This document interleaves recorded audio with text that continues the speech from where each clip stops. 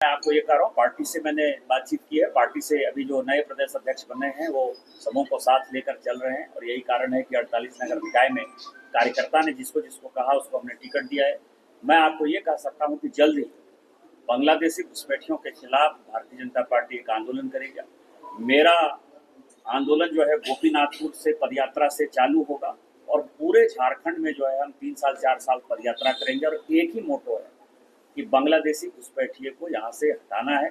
अभी एसआईआर हो रहा है, एसआईआर में हमारे सारे कार्यकर्ता बांग्लादेशी घुसपैठियों को चिन्हित करेंगे और उसके बाद जो है हम आदिवासी को, हिंदू को बांग्लादेशियों से मुक्त करेंगे। एप्स्टीन की पूरी फाइल आ गई है जो डिपार्टमेंट ऑफ जस्टिस ने कहा है, इसीलिए वो यूजलेस। ये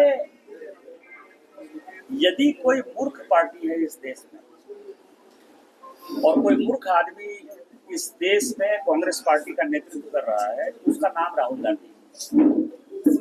कल आपने देखा कि जनरल नरवाने जिसकी किताब पर की पार्लियामेंट में बड़ा हंगामा हुआ और एक किताब के चक्कर में मुझे जो है 40 किताब 42 किताब लेके जो है पार्लियामेंट के अंदर जाना पड़ा।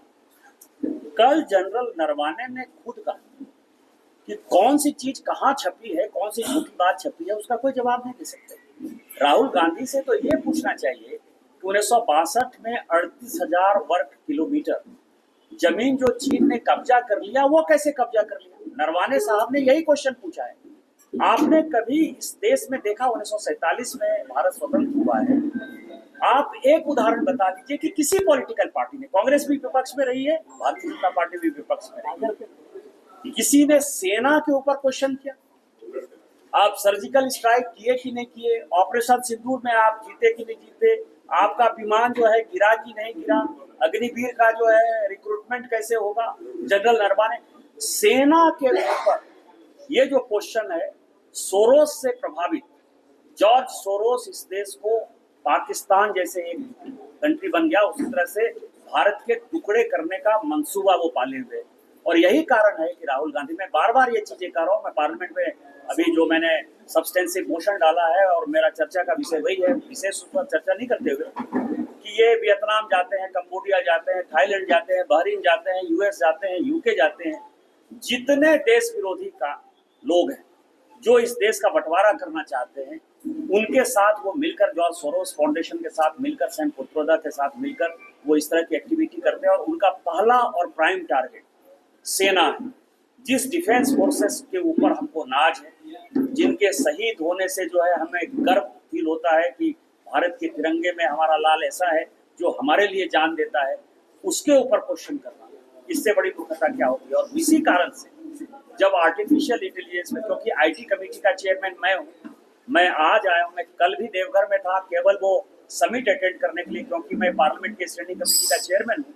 मैं कल गया और फिर आज आपके बीच पाकुड़ में हूँ। आप देखिए कि पूरी दुनिया आई। फ्रांस के राष्ट्रपति मैक्रों बोलते हैं कि भारत जो है वो फॉलो नहीं करता है, भारत लीड कर रहा है। आज हम दुनिया की चौथी अर्थव्यवस्था है, 2027 तक हम तीसरी अर्थव्यवस्था हो जाएंगे। ये आर्टिफिशियल इंटेलिजेंस से हम करोड़ों लोगों को रोजगार देने वाले हैं। लगभग जितनी इकोनॉमी अभी है, 3 से 4 ट्रिलियन इकोनॉमी इसमें बढ़ने वाली है, जिसमें कि हम दूसरे और पहले नंबर पर पहुंच जाएं। उसके लिए जहां गर्व का फल मतलब होना चाहिए व्यक्तियों को, कांग्रेस पार्टी वहां आंदोलन करती है। और इसका नेतृत्व कौन करता है, इसके साजिशकर्ता कौन है, देश तोड़ने का साजिश कर रहा है, युवाओं को बरगलाने का साजिश कर रहा है, और राहुल गांधी है। और राहुल गांधी जी के ऊपर देशों का मुकदमा चला के उनको जो है परमानेंट सेटल कर देना चाहिए भारत सरकार। 2 महीना ट्रेन के लिए तो 1-2 महीना इंतजार करिए, इससे ज्यादा जो है इंतजार करने की आवश्यकता नहीं है। जो मैंने कह दिया वो कह दिया।